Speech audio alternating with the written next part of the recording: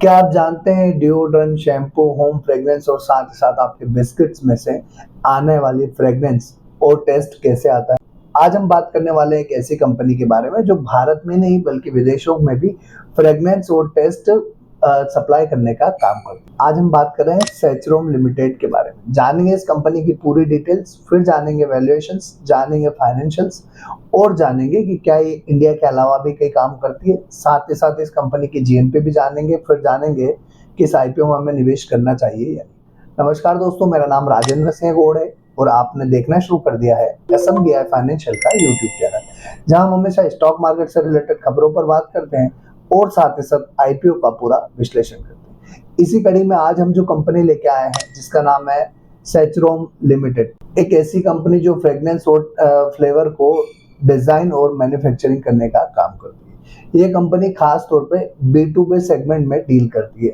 इसके जो कस्टमर्स होते हैं वो रिटेल कस्टमर नहीं होते हैं, ये किसी कंपनीज के साथ डील करती है और अपने प्रोडक्ट की सप्लाई करती है। अगर हम कंपनी के मेन प्रोडक्ट्स की बात की जाए तो इसके cosmetic fragrance, industrial fragrance, perfume, food additives और फ्लेवरिंग एसेंस बनाने का ये कंपनी काम करती है। अब इस कंपनी के प्रोडक्ट कहाँ कहाँ उपयोग में आते हैं वो एक बार हम समझते हैं। Personal care, body care, hair care, fabric care, home care, baby care, air care, men's grooming, hygiene and wellness और साथ ही साथ फाइन फ्रेग्रेंसेस जैसे प्रोडक्ट्स में इस कंपनी के प्रोडक्ट उपयोग किए जाते हैं। अब बात आती है कि इसके जो फ्लेवर्स हैं उनका कहाँ कहाँ इस्तेमाल होता है। तो ब्रिवरेजेस में, बेकरीज में, कॉन्फेक्शनरी में, साथ ही साथ डेयरी प्रोडक्ट्स में, oral care, meat products, health and nutrition और साथ ही साथ सीजनिंग्स और ड्राई फ्लेवर में भी इसके प्रोडक्ट उपयोग में आते हैं। ये कंपनी सिर्फ इंडिया में ही अपने प्रोडक्ट सप्लाई करने का काम नहीं करती, साथ ही साथ ये मिडिल ईस्ट और यूएई और साथ ही साथ अफ्रीका के कुछ देशों में अपने प्रोडक्ट सप्लाई करने का काम करती है। 30 सितंबर 2024 तक इस कंपनी के पास कुल 153 एम्प्लॉयज की टीम है जो अलग अलग विभाग में काम करते हैं, जैसे R&D, मैन्युफैक्चरिंग, सेल्स और मार्केटिंग जैसे अलग अलग डिपार्टमेंट्स में ये जो एम्प्लॉयज हैं काम करते हैं। अब बात करते हैं हम इस कंपनी की आईपीओ डिटेल्स की। तो 9 जून के दिन आईपीओ आने वाला है, 11 जून तक आईपीओ खुला रहेगा। 16 जून के दिन इस आईपीओ की इंडियन स्टॉक मार्केट में लिस्टिंग होने वाली है। 10 रुपए फेस वैल्यू वाला शेयर, 96 से 102 रुपीज का प्राइस बैंड है। आईपीओ साइज की बात की जाए तो 61.62 करोड़ का आईपीओ साइज है, जो कि पूरा का पूरा फ्रेश इशू होने वाला है। इशू टाइप की बात करें तो बुक बिल्ड इशू टाइप है, एनएससी का SME आईपीओ है। अब एक लॉट में कितना इन्वेस्टमेंट लगेगा वो एक बार हम समझ लेते हैं। तो एक लॉट में आपको रिटेल में मिनिमम और मैक्सिमम 1200 शेयर के लिए अप्लाई कर सकते हैं, जिसमें 1,22,400 रुपए का इन्वेस्टमेंट होगा। वहीं अगर HNI का मिनिमम इन्वेस्टमेंट देखें तो 2 लॉट के लिए अप्लाई कर सकते हैं, 2400 शेयर के लिए 2,44,800 रुपए के लिए। अब एक बार हम इस कंपनी के फाइनेंशियल देख लेते हैं और देखते हैं कि इसके फाइनेंशियल हमें क्या पिक्चर दिखा रहा है। तो कंपनी के फाइनेंशियल मार्च 23 से लेके मार्च 25 तक के कंपनी ने शो किया है। असेट्स की बात की है तो 49.22 करोड़ की मार्च 23 की थी, 63.52 करोड़ की मार्च 24 की, 84.67 करोड़ की मार्च 25 की। रेवेन्यू की बात करूं तो 70.93 करोड़ की मार्च 23 की, 86.40 करोड़ की मार्च 24 की, 108.13 करोड़ की मार्च 25 की रेवेन्यू है। वहीं अगर हम प्रॉफिट आफ्टर टैक्स की बात करें तो 5.99 करोड़ का प्रॉफिट मार्च 23 का था, 10.67 करोड़ का मार्च 24 का और 15.98 करोड़ का मार्च 25 का इनका प्रॉफिट है। नेटवर्थ की बात करें 35.33 नेटवर्थ मार्च 23 की, 46 करोड़ की मार्च 24 की और 61.99 करोड़ की मार्च 25 की। मतलब रेवेन्यू, असेट्स, प्रॉफिट और नेटवर्थ इसमें लगातार एक अच्छी ग्रोथ देखने को मिल रही है। रिजर्व और सरप्लस की बात की जाए तो 31.25 करोड़ का रिजर्व मार्च 23 का है, 29.67 करोड़ का मार्च 24 का है, 45.65 करोड़ का मार्च 25 का है। बोरोइंग की बात करूं तो मार्च 23 में कोई बोरोइंग नहीं थी, 1.43 करोड़ की बोरोइंग जो है मार्च 24 की है और 3.47 करोड़ तक की बोरोइंग इनके पास मार्च 25 तक हो चुकी है।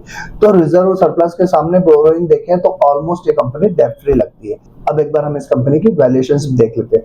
ROE 23.10% है, ROC 33% है, डेट टू इक्विटी रेशियो 0.06 का, मतलब ऑलमोस्ट कंपनी डेट फ्री है।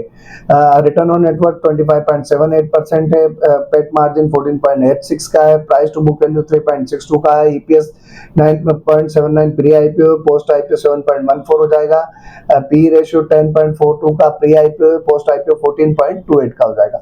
तो फाइनेंशियल्स और वैल्यूएशंस की बात करें तो जबरदस्त कंपनी के फाइनेंशियल है, वैल्यूएशंस काफी अच्छी हैं, रिजर्व्स कंपनी के पास काफी अच्छा है, रिटर्न ऑन नेटवर्थ अच्छा है, आरओसी अच्छा है कंपनी का, आरओई भी काफी अच्छा है। ये कंपनी जो आईपीओ लेके आ रही है उसके पीछे का मकसद क्या है?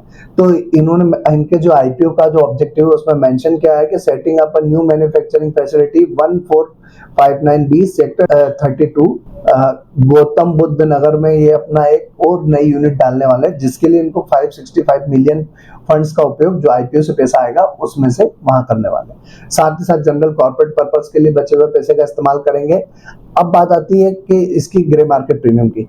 तो दोस्तों, अगर अभी तक आपने चैनल सब्सक्राइब नहीं किया हो तो चैनल जरूर सब्सक्राइब कर लीजिएगा, और अगर वीडियो पसंद आता है तो आप कमेंट करके बताइएगा, नहीं आता है तो भी कमेंट करके बताइएगा कि ये खामी है आपके वीडियो में, ताकि हम अगली बार से वो सुधार करने की कोशिश करेंगे और एक बेहतर प्रेजेंटेशन आपके सामने किसी भी आईपीओ का प्रस्तुत करेंगे जो आपको डिसीजन मेकिंग में सहायता प्रदान करेगा। दोस्तों, अब बात करते हैं हम कि इसके अगर कोई ड्रॉबैक्स हैं या कोई नेगेटिव है या रिस्क है इस आईपीओ के साथ, तो वो समझ लेते हैं। तो एफएमसीजी सेक्टर पे इसकी मैक्सिमम डिपेंडेंसी है, तो एक कंसर्न हो सकता है।